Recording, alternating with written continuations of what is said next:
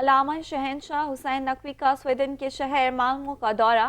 बाक़िरुल Uloom Malmo की ज़ेर-एहतमाम इमाम मूसा कासिम अलैहिस्सलाम की शहादत की याद में मजलिस से अज़ा से खिताब। अहले सुन्नत और जामिया की सरकर्दा शख्सियात समेत अवाम की एक बड़ी तादाद ने शिरकत की।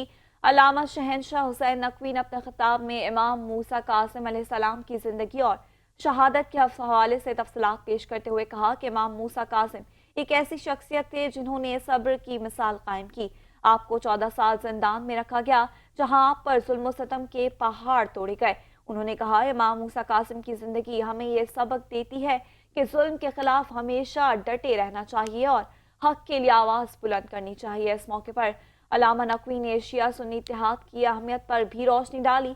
उनका मजीद कहना था, इख्तलाफात अपनी जगह, मगर जब वतन अजीज़ की बात आती है तो हमें इत्तेहाद की मिसालें देखने को मिलती हैं। सूबा सिंध का जिक्र किया, जहाँ की बेशतर इमाम बारगाहें सुन्नी मकतबा फ़िक्र से ताल्लुक़ रखने वालों ने बनाई।